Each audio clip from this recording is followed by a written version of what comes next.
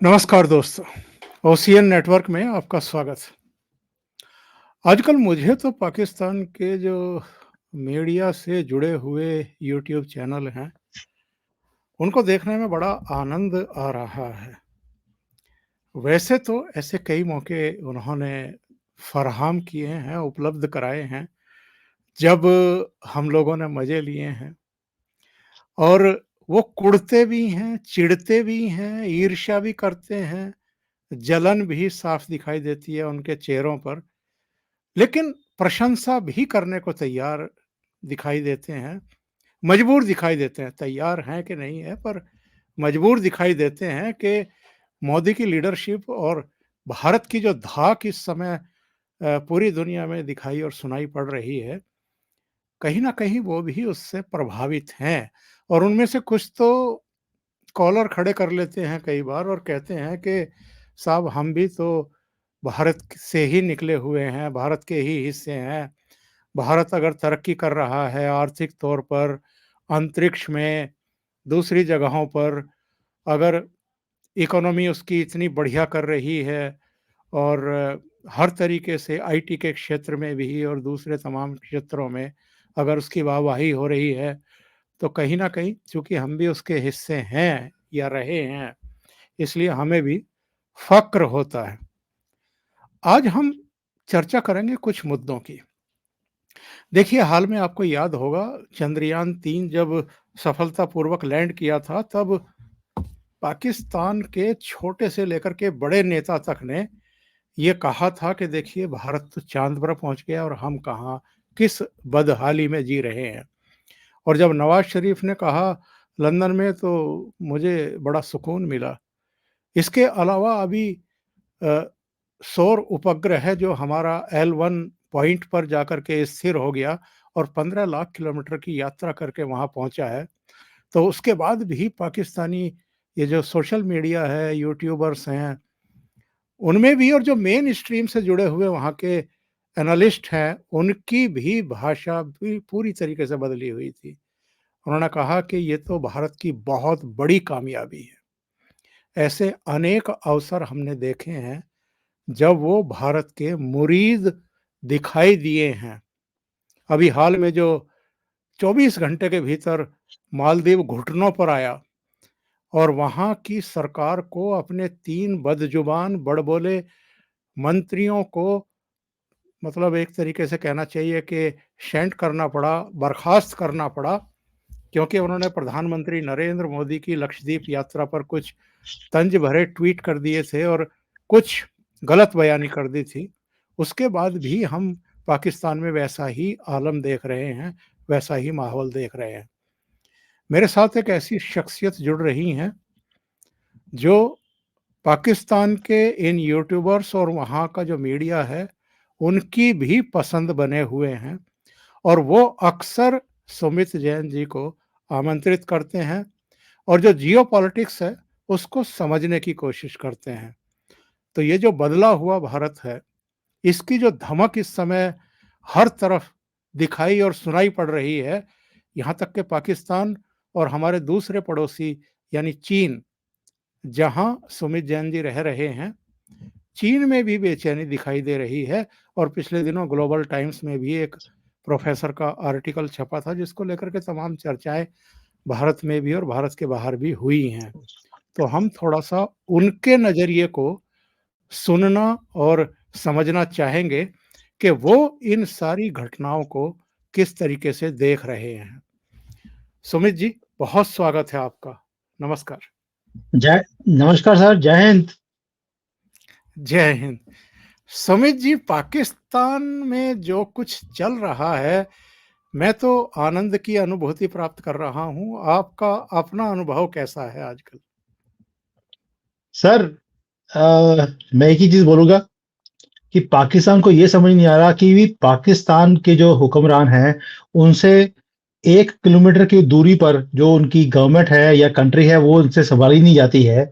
और हम 15 लाख किलोमीटर दूर जाकर एक चीज को कंट्रोल कर रहे हैं और बड़े आराम से वो एन टाइम पर सेकंड बाय सेकंड वो हमारा L1 जो है पॉइंट पर पहुंच गया है हमारा, ये जो हमने भेजा है, और काम कर रहा है अकॉर्डिंग टू अवर डिक्टेशन। और यहाँ पर ये हाल है कि पूरी कंट्री के अंदर बैठकर भी ये अपनी कंट्री को संभाल नहीं पाते, तो हैरानी तो होनी बनती है सर। तो देखिए, जो पाकिस्तानियों को ये खुशी आपने जाहिर करी है, वो तो मैं आपका जो ओपनिंग कमेंट्स है उसे सुनकर ही मुझे इतनी खुशी हो गई है कि आगे बोलने की जरूरत नहीं है। तो कि इनकी जब जलती है तो खुशी भारतीयों को होती ही है। और हम तो वैसे ही ये फक्र करते हैं भारत के ऊपर कि हम तरक्की कर रहे हैं, हमें फक्र नहीं होता, हमें गर्व होता है, और ये गर्व हम करते रहेंगे। यार अभी तो शुरुआत है। ये तो सिर्फ हमने एक L1 पॉइंट तक पहुंचाना था, सिर्फ सूर्य को नापने के लिए। आप देखिए डिस्टेंस कितना है, 15 लाख। और ये 15 लाख मोदी जी ने बोला था कि सारे में जितने लोगों के पैसे बाहर पड़े हैं मैं वापस ले आऊं तो हर एक के खाते में 15-15 लाख पहुंच जाएंगे। तो ये 15 लाख का ही नंबर है जो मोदी जी ने पूरा करवा दिया है। हैरानी सिर्फ इस बात की हो रही है पाकिस्तान को कि भारत के अंदर ऐसी क्या चीज है कि सेम कंट्री, सेम मुल्क, वहां से अलग हुए हम कहां पे कहां पहुंच गए हैं, और वो नर्क में जाते आ रहे हैं। हम सूर्य चांद पे पहुंच रहे हैं, वो रोटी की लाइन में लगे हुए हैं। ये उन्हें भी समझना चाहिए कि भैया ये सनातन है, सनातन की इकोनॉमी है, हमें मालूम है कंट्री कैसे चलानी है। आपने हमारे से अलग होकर अपनी कंट्री बना ली, चलाना तो तुम्हें आता नहीं है। पहले भी वहां पर जितनी भी इकोनॉमी थी वो सनातनी ही चला रहे थे, जिन्हें लूट लूट कर आपने अपना घर चलाया। आज सनातनी बचा नहीं है, अपनी हालत देख लीजिए। सो हैरानी हमें नहीं होती, हैरानी इनको होनी चाहिए। और परेशानी भी है कि अब लूटने के लिए कोई बचा नहीं, अब करें क्या। तो चक्कर ये है और कुछ भी नहीं है। मैं आपके एक मित्र हैं पाकिस्तान में, उनके चैनल पर भी आप जाते रहते हैं, कमर चीमा। कल उनका एक प्रोग्राम देख रहा था और वो जिस तरीके से बोल रहे थे मालदीव की घटना पर, मुझे बहुत आनंद आ रहा था। अब वो ऐसे बात कर रहे थे कि जैसे भारत जो है वो एक ऐसा जादू कर रहा है आस पड़ोसियों पर भी और दुनिया पर भी कि उसका अब कोई सानी ही नहीं है, और उसका काटा हुआ अब कोई पानी भी नहीं मांग पा रहा है।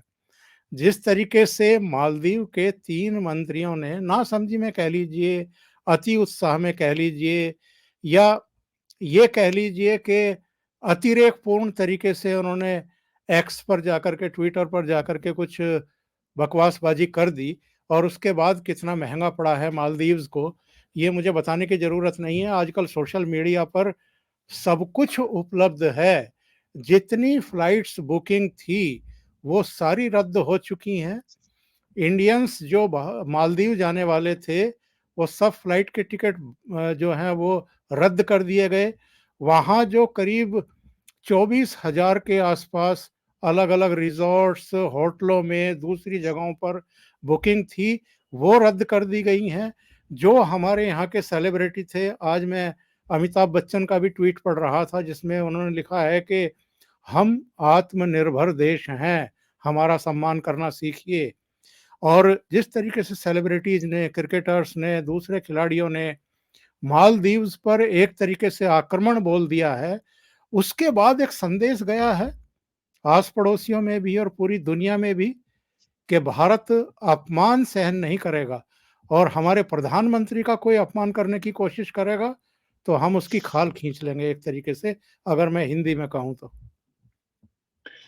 ओंकार जी, आप सोच के देखिए। पहली बात तो ये, आज कोई भी और बात करने से पहले मैं सैल्यूट करना चाहूंगा अपने सारे भारतीयों को। किसी ने बोला नहीं, किसी ने कुछ कहा नहीं, कोई नोटिफिकेशन गवर्नमेंट की तरफ से आई नहीं, कोई हमने ये नहीं बोला कि सारी फ्लाइटें कैंसिल कर दीजिए मालदीव्स के साथ, कुछ भी अनाउंसमेंट नहीं। भारतीयों ने खुद ही अपनी फ्लाइटें कैंसिल कर दी, हॉलिडे कैंसिल कर दिए, रिजॉर्ट की बुकिंग कैंसिल कर दी। और आपको क्या लगता है सर, जिनकी बुकिंग हुई है क्या उनको पूरे पैसे वापस मिले होंगे? Answer is no.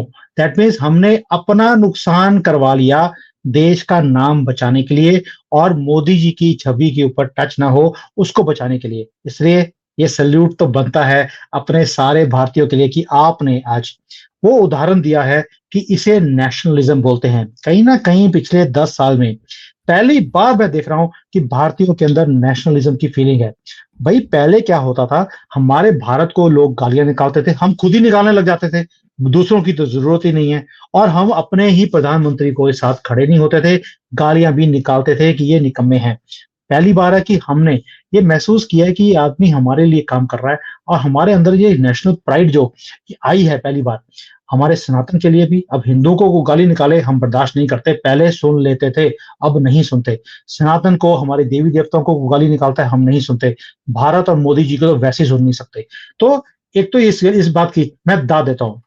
दूसरा, ये जो पाकिस्तान है, चाइना है, चाइना के अंदर भी जो पाकिस्तान के अंदर सुर है भारत के लिए, चाइना के अंदर भी है। मैं बताता हूं कैसे। चाइना को ये लगता था कि भारत एक इकट्ठा कंट्री नहीं है, यहाँ पर डिविजन्स बहुत ज्यादा हैं, कंट्री के अंदर नेशनलिज्म प्राइड नाम की कोई चीज नहीं है, इन्हें तोड़ना और इनके ऊपर कब्जा करना बहुत ही आसान है। लेकिन अब इन्होंने भी बोलना शुरू कर दिया, this is a strong and new Bharat. Strong and new Bharat कैसे है कि भाई यहाँ पर बच्चा बच्चा अपने देश के लिए जान देने के लिए तैयार है। क्या चाइना में लोग अपने कंट्री के लिए जान देने के लिए तैयार है? Answer is no. एक एक बच्चा है, माँ भी बोलती है बेटा तुझे मैंने सिर्फ आर्मी में इसलिए डाला है कि तेरी जो है पेंशन लग जाएगी, और कोई भी रीजन नहीं है, मरने के लिए मैंने नहीं भेजा। और भारत के अंदर अब तो हमें आर्मी की जरूरत ही नहीं है, आर्मी के बिना ही हमने मालदीव्स की कंट्री को घुटनों पे ले आए। और पाकिस्तान के अंदर जो खलबली है वो इसलिए है क्योंकि वहां पर जो मंत्री हैं वो मुसलमान थे, उन्होंने घुटने टेक दिए भारतीयों के सामने, हिंदुओं के सामने, इस बात की खलबली है। लेकिन हमें फर्क नहीं पड़ता कि वो कौन सी कम्युनिटी को बिलोंग करते हैं। हमें ये है, कनाडा ने आंखें दिखाई, कनाडा ने, हमने उसकी आंखें निकाल दी। अमेरिका ने पन्नू के केस में हमें आंखें दिखाने की कोशिश करी, मोदी जी को घेरने की कोशिश करी, किसी भी तरीके से, बेशक को निखिल गुप्ता था, कोई और जो भी था, हमने उसको भी बंदे का पुत्र बना दिया, दिखाकर कि भैया बॉस हम ही हैं, तुम नहीं हो, हमारे ऊपर तुम्हारी डिक्टेशन नहीं चलेगी। जब कनाडा और अमेरिका जैसी कंट्रीज को हमने छोड़ा नहीं, मॉलडीव हमारे सामने क्या है, 24 घंटे भी लगे नहीं है, भारतीयों ने ही काम कर दिया। अभी तो मोदी जी ने जुबान भी खोली नहीं है, अभी कोई स्टेटमेंट दी भी नहीं है, ना हमारी किसी मिनिस्ट्री से आई है, ना मोदी जी से आई है, ना हमारी आर्मी ने कुछ बोला है। सिर्फ 100 कदम चले हैं मोदी जी एक बीच के ऊपर, और पूरी दुनिया में तहलका मचा दिया है। ये है पावर भारत की, और ये पावर आती है, मोदी जी ने तो शुरू करी करी। ये मोदी जी के अंदर जो पावर है, ये है 140 करोड़ लोगों की, जो इकट्ठे खड़े हैं और अब दुश्मन को उसी भाषा में जवाब देते हैं जैसे मोदी जी देते हैं। सो सैल्यूट टू ऑल एवरी भारतीय जिन्होंने साथ दिया। ऐसे लगे रहिए, भारत को कोई हरा नहीं सकता, इसकी गारंटी अब मुझे मिल चुकी है। सुमित जी, जिस तरीके से जो नए राष्ट्रपति हैं, जो वहाँ की नई चुनी हुई सरकार है, उसके मुखिया हैं, उन्होंने सबसे पहले तुर्की का रुख किया, उसके बाद वो चीन की यात्रा पर, आज वो पहुंच रहे होंगे, पहुंच गए होंगे। 8 हम्म, से 11 या 12 तक का उनका चीन का दौरा है। कभी ऐसा हुआ नहीं। मालदीव को भारत हमेशा आपदा के समय बड़े भाई की भूमिका में आते हुए संकट में मदद पहुंचाने वाला पहला देश बना रहा है। इसके बावजूद जो नए राष्ट्रपति हैं मोइज़ू, उन्होंने जिस तरह की ये हरकत की है, शायद कूटनीतिक तौर तरीकों से साइलेंट रह करके प्रधानमंत्री ने उसका बस संकेत भर दिया था, ये कह कर के कि आप विदेश जाते हो। उन्होंने मालदीव्स का नाम भी नहीं लिया। उन्होंने कहा कि आप विदेश जाते हो, अपने देश की जो खूबसूरती है, जो पर्यटन स्थल है, जो डेस्टिनेशन है, ज़रा उनका रुख करना शुरू करिए।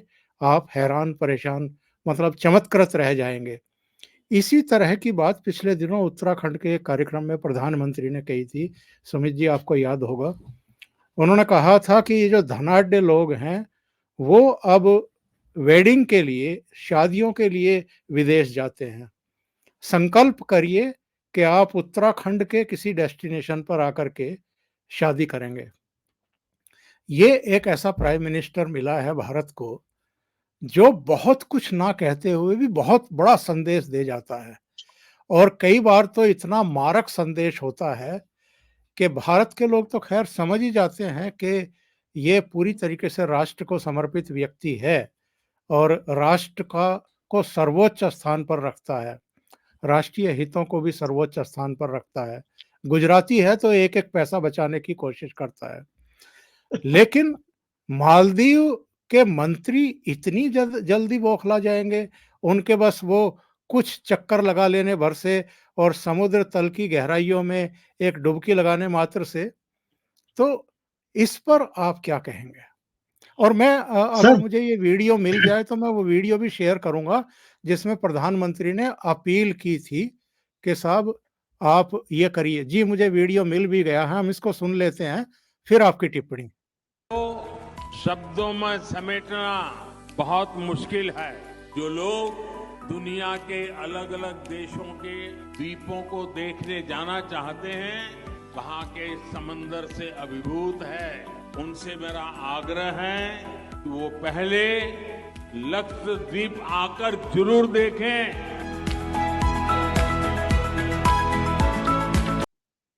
बस इतना सा संदेश था प्रधानमंत्री मोदी का, जिसने तहलका मचा दिया।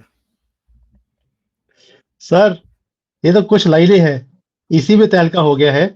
लेकिन जो आप बात कर रहे हैं कि पहली बात आपने बोली कि जो इनका प्रधानमंत्री है वो हमेशा पहले भारत आते हैं। जब भी कोई नया प्रधानमंत्री आता है मॉलडीव्स का, वो भारत में आता है। इस बार वो तुर्की में गए, उसके बाद चाइना जा रहे हैं। ये एक बड़ा सिंपल क्लियर मैसेज है, एक कि मॉलडीव्स के अंदर इस्लामिक जो आइडियोलॉजी है वो बढ़ गई है। कहीं ना कहीं जो ये कट्टरपंथी है वो इंक्रीज हो रही है, तभी पहले वो तुर्की गए। चाइना में आने की इनकी मजबूरी कुछ और है। आपने हमेशा देखा होगा कि जो बड़े कंट्रीज हैं, उनके जब भी कोई लोग चाइना में आते हैं, वो 1 या 2 दिन से ज्यादा बर्दाश्त ही नहीं कर पाते अपने ट्रिप को। इससे ज्यादा लंबा ट्रिप होता नहीं है। लेकिन पाकिस्तान के हुक्मरान हो, अभी ये मालदीव वाले चले गए हैं 5 दिन के लिए चाइना में घूमने आए क्या? नहीं, ये आए हैं यहाँ पर पैसे मांगने के लिए, क्योंकि इकोनॉमी का भट्टा बैठा हुआ है।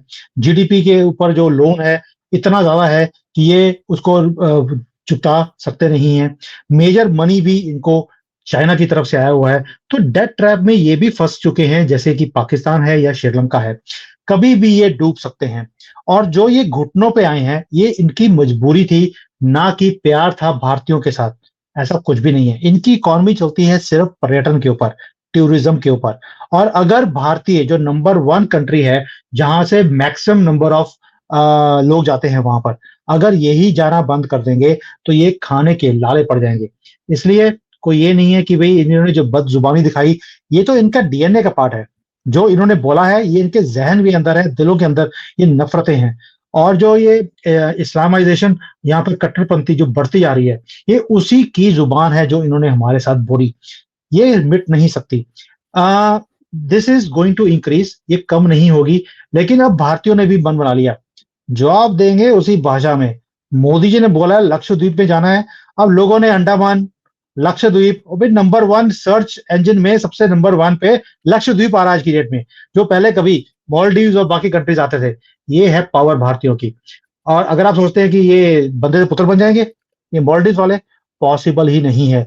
ये घुटनों पे नहीं आए, ये सिर्फ माल देखते हैं, जहां पे पैसे मिलते हैं उसके उसे देखकर ये चरणों में आ जाते हैं। लेकिन अब रिवर्सल नहीं होगा, और भारतीय हैं इतनी जल्दी भूल नहीं सकते जब तक हम मिट्टी में मिला ना दें। अभी तो शुरुआत है, अभी तो हमने सिर्फ अपनी अपनी ही पिच के ऊपर खेलना शुरू किया है। इन्हें मिट्टी में रौंद के छोड़ेंगे तब तक। मॉलडीव्स को जब तक इनकी ऑफिशियल स्टेटमेंट नहीं आ जाती, भैया अपने 3 मंत्री हैं उन्हें आपने बर्खास्त कर दिया, उससे हमें तसल्ली नहीं है। पहले तो इनके प्रधानमंत्री की तरफ से स्टेटमेंट आना पड़ेगा। दूसरा, अभी ये भी देखना कि ये चाइना में गया है, वहां पर क्या गोल खिलाएगा। क्योंकि आपको क्या लगता है चाइना वाले इनको यहाँ पे बैठ के, क्योंकि सर्दियां बहुत हैं, ये मूंगफली खाएंगे इनके साथ बैठ के? ऐसा नहीं है। चाइना भी चाहता है कि वहां पे फ्रूट बेल्ट बने चाइना के मॉलडीव्स के अंदर। तो जियो पॉलिटिकली, जियो लोकेशन की तरफ से बहुत स्ट्रेटेजिक लोकेशन है। चाइना भी लगा है वहां पर अपनी पोजीशन बनाने के लिए, और यही प्रधानमंत्री है जो गो आउट इंडिया के नारे के ऊपर ये वापस आया है। दैट मीन्स पूरी ही रेडिकलाइज्ड कंट्री है। छोटी सी पॉपुलेशन है, लेकिन इतनी ज्यादा इनके अंदर नफरत है भारत के लिए। तो देखते हैं कहां पे ऊंट करोड़ बैठता है। लेकिन भारतीयों ने इन्हें एक बार तो सबक सिखा दिया। लेट मोदी जी नहीं चाहेंगे कि ये चाइना के पाले में आ जाए, क्योंकि हमारे लिए वो बुरी खबर होगी। तो देखते हैं अभी डिप्लोमेसी में कैसे जीत होती है। ये तो लगे हुए हैं कि भाई डूब जाए सनम, कोई दिक्कत नहीं है, लेकिन हम चाइना का साथ नहीं छोड़ेंगे। ले लीजिए, बहुत लोगों ने स्वाद करके देख लिया चाइना की इस दोस्ती का, इनको भी पता लग जाएगा। कुछ लोग हैं कि दूसरों की गलतियों से सीखते हैं, कुछ को है कि भाई हम खुद गलती करेंगे, सीख लेंगे, तो इनको गलती करने दीजिए, टाइम बताएगा। दो और घटनाएं मेरे सामने हैं इस समय सुमित जी। एक तो अजय बिसारिया जो पाकिस्तान में उच्चायुक्त रहे हैं, उनकी एक किताब आई है और उन्होंने कहा है कि जब वर्तमान पाकिस्तान के कब्जे में था 24 घंटे के लिए, पुलवामा के बाद जो एयर स्ट्राइक हुई थी और अगले दिन जो पाकिस्तान ने खींच मिटाने के लिए अपना F-16 उड़ा करके इंडियन वायु सीमा की का उल्लंघन करने की हिमाकत की थी और अभिनंदन वर्तमान ने जो है MiG-21 से ही उसके चिथड़े उड़ा दिए थे। हालांकि वो भी दुर्घटनाग्रस्त हुआ और पीओके में जा गिरा। तो लेकिन 24 घंटे वो पाकिस्तान की हिरासत में रहा। उस दौरान का उन्होंने चर्चा किया है अपनी किताब में और उन्होंने कहा है कि तब के प्रधानमंत्री इमरान खान ने मेरे जरिए ये कोशिश की थी कि इस तनाव को किसी तरह ख़त्म किया जाए और प्रधानमंत्री नरेंद्र मोदी से मेरी बात करा दी जाए। तो उनका कहना ये है अजय बिसारिया का कि प्रधानमंत्री उनके लिए उपलब्ध नहीं हुए थे, यानी प्रधानमंत्री ने उनसे बातचीत करने से ही इनकार कर दिया था। उन्होंने ये भी कहा है कि 9 मिसाइलों के मुंह पाकिस्तान की तरफ उस समय कर दिए गए थे। और एक और किस्सा तो वहाँ के विपक्ष के एक नेता ने पार्लियामेंट में खड़े होकर बताया था कि सेना प्रमुख आए थे, उनकी टांगें काँप रही थी, कह रहे थे कि अगर अभिनंदन वर्तमान को हमने आज ही भारत के सुपुर्द नहीं किया तो आज रात को भारत अटैक कर देगा पाकिस्तान पर। ये खौफ है आज की तारीख में इस बदले हुए भारत का पाकिस्तान के पूरी मतलब एक तरीके से उनकी जो मनोदशा है वो इसी तरीके से व्यक्त हो रही है और वो थर-थर काँपते हैं जब भी कोई घटना हो जाती है। औकार जी, आप सोच सकते हैं, अगर मोदी जी का फ़ोन आ जाता है, तो ये घबरा जाते हैं। अगर नहीं आता तो उससे ज़्यादा घबराते हैं। ये तो हालत होगी है पाकिस्तान की। और ये कमर चीमा जिसकी आप पहले नाम ले रहे थे, the great PhD holder of ISI, Qamar Cheema ने बोला था कि ऐसी कोई घटना हुई ही नहीं, ऐसा कुछ हुआ ही नहीं, हमारे पार्लियामेंट में किसी ने बोला ही नहीं कि हमारी टाँगें टाँग रही हैं। टाँगें नहीं काँपी थी इनकी। इनका तो हालत ऐसी थी कि ज़ुबान से टाँगें काँपा नहीं निकला, काँपे टाँग रही हैं। ये निकला था, माथे पे पसीना था। ये इनकी कंट्री की हालत है। यही है मोदी जी का जलवा। क्योंकि इन्हें मालूम है कि अगर मोदी जी हमारा फ़ोन नहीं उठा रहे, इसका मतलब है कुछ ना कुछ बड़ा करने वाले हैं। और इमरान खान ने खुद पार्लियामेंट में बोला, भई अगर हम इसको नहीं छोड़ते, तो भारत हमारे ऊपर अटैक कर देता।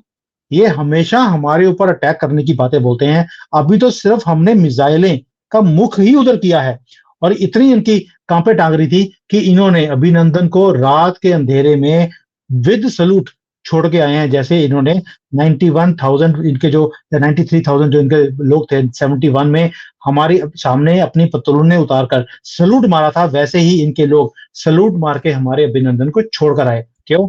इन्हें भी मालूम है ये मोदी है, मनमोहन सिंह की गवर्नमेंट नहीं है। मनमोहन सिंह की गवर्नमेंट या कोई और गवर्नमेंट होती, वो मिन्नतें डाल रही होती कि प्लीज हमारा आदमी छोड़ दीजिए, हमारा बड़ा नाम खराब हो जाएगा, आपको क्या चाहिए हम देने को तैयार हैं। ये ऐसी-ऐसी बातें बोलते हैं या यूनाइटेड नेशंस में फ़ोन कर देते हैं कि आप इस सुलझाने की बात कीजिए। यहाँ पे मोदी जी हैं, उन्होंने बोला इमीडिएट एक्शन होगा, मैं इंतज़ार नहीं कर सकता, उसी भाषा में जवाब दूँगा और इस बंदे को मैं वापस लेकर आऊँगा।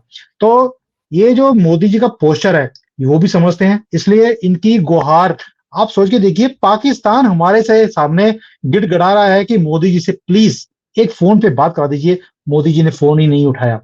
ये है पावर और ये है जज़्बा, ये है देश के लिए प्यार। और इसलिए जो आपने पहले बोला था, ये आदमी है जो दिल जान से अपने देश के लिए लगा हुआ है। क्या हमारे दुश्मन को दिखता नहीं है कि ये कुछ भी कर जाएगा, ये अपनी जान के ऊपर खेल जाएगा, लेकिन अपने बंदे को बचा कर लेके आएगा। और यही चीज़ें हैं जो पाकिस्तान को तकलीफ देती हैं और इसी बात की तो हम खुशी है और इसलिए हम मोदी जी को सपोर्ट भी करते हैं। कमर चीमा जैसे लोग इतना उछल-उछल के इन्होंने कितनी वीडियो बना दी कि ऐसा कुछ हुआ ही नहीं। आज वो क्या बोलेंगे जब इनके ही अपने मंत्री ने, अपने बंदे ने एक बुक निकाल दी और सारी की सारी वो 24 घंटे की घटना विस्तार से लिखी है। अब ये क्या बोलेगा? यही होता है कि जब आप अपनी गलत चीज के ऊपर डिफेंड करते हैं, कल को बचाना ही मुश्किल हो जाता है अपने फेस को। लेकिन आज पाकिस्तान है, जो मैं देखता हूँ इनकी हालत, इनके यूट्यूबर्स की, मुझे कितने यूट्यूबर्स हैं पाकिस्तान के जो बताते हैं। वैसे मैंने आजकल जाना बंद किया हुआ है, जब से इन्होंने 2-3 गलत हरकतें करी हैं, मैंने जाना ही बंद कर दिया। बट मैंने इनकी हालत देखी है, ये तारीफ भारत की करते हैं, बल्कि अंदर गुस्सा होता है, ज़हर होता है, ऊपर से हँस-हँस के दिखाते हैं और तारीफ करते हैं भारत की।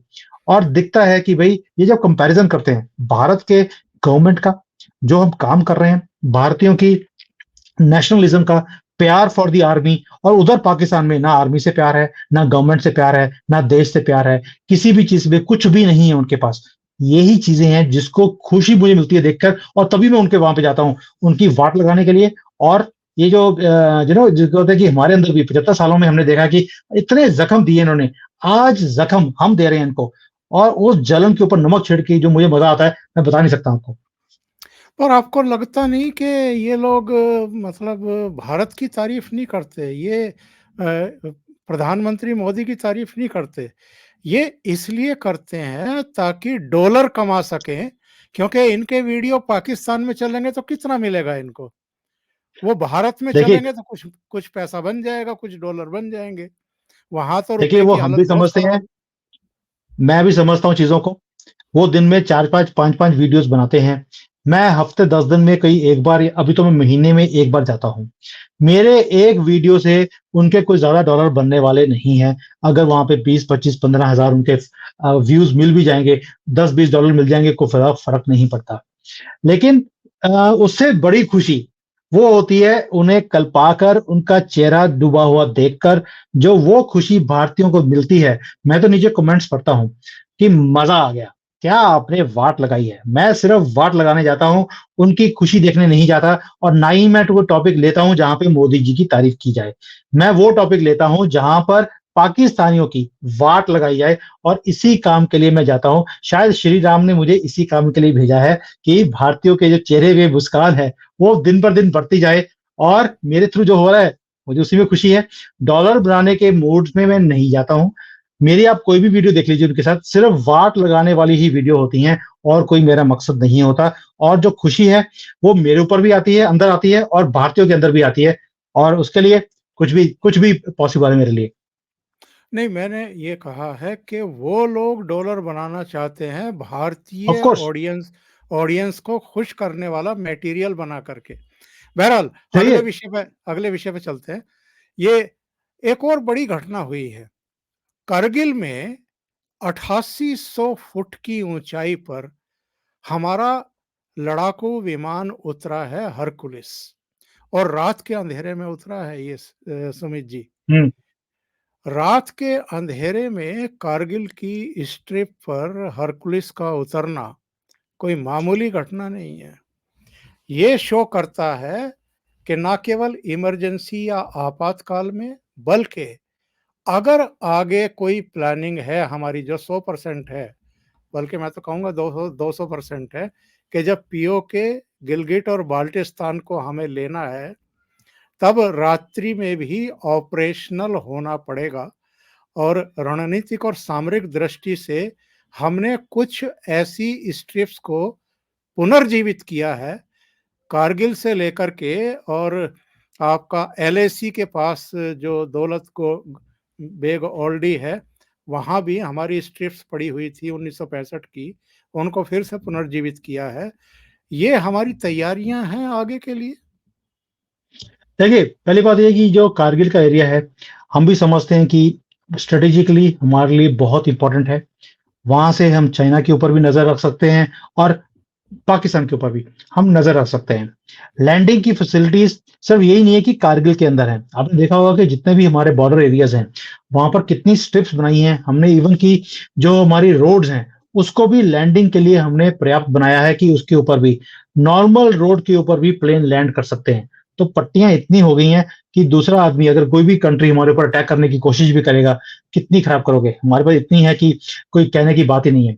लेकिन जो मैंने वो वीडियो देखा है, जब ये विमान जो हरकुलिस है हमारा वहाँ पे लैंड किया कारगिल में, और क्या उसका साइज़ है, कितने लोग बैठे हैं, कैसे वो लैंड किया है रात के अंधेरे में, किसी को पता भी लगा नहीं है और कोई सोच भी नहीं सकता था। पाकिस्तान के अंदर खलबली मचना इसका इसका एक रीजन भी है। रीजन बीइंग कि उन्हें भी मालूम है कि अब हम पीओके के पास पहुंच रहे हैं। दैट मीन्स हम अपनी तैयारी पीओके को लेने के लिए पूरी कर चुके हैं और मोदी जी का जो सपना भी है कि मैं पीओके लेके ही छोड़ूंगा, जवाहरलाल नेहरू की गलतियां जितनी हैं एक एक करके मैं खत्म करने वाला हूं। और 24 का इलेक्शन है, मेरे पाकिस्तानी जो लोग हैं, बड़ी बार मेरी बात हुई उनसे, वो सभी बोलते हैं कि हमें ऐसा लगता है कि फरवरी मार्च में दोबारा से वही जो काम पहले हुआ था मोदी जी की तरफ से होने वाला है और पीओके का कुछ ना कुछ पार्ट आप हमारे हाथ से खींच के ले जाओगे और हमारी तो हैसियत ही नहीं है कि हम आपको रोक सकें। ये जो खलबली है, मैं आपको इतनी गारंटी दे सकता हूं, अभी ये हरकत हुई है, आपको 3-4 दिन के बाद चाइना से भी खलबली की आवाजें आएंगी कि भाई ये भारत ने क्या कर दिया।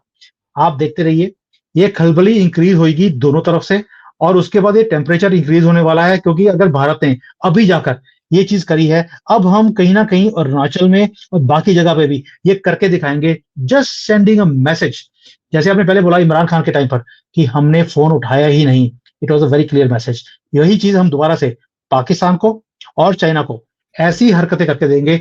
नाउ वी मीन बिजनेस, हमारे से पंगा मत लेना।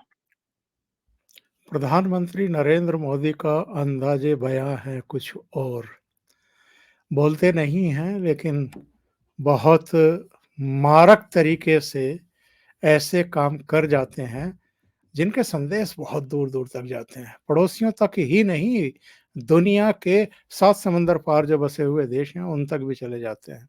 सुमित जी, बहुत बहुत धन्यवाद आपका ओसीएन नेटवर्क के लिए इतना समय निकालने के लिए और इतने थैंक यू सर, महत्वपूर्ण मुद्दे पर चर्चा करने के लिए। Thank you so much. Always a pleasure. Thank you sir. नमस्कार।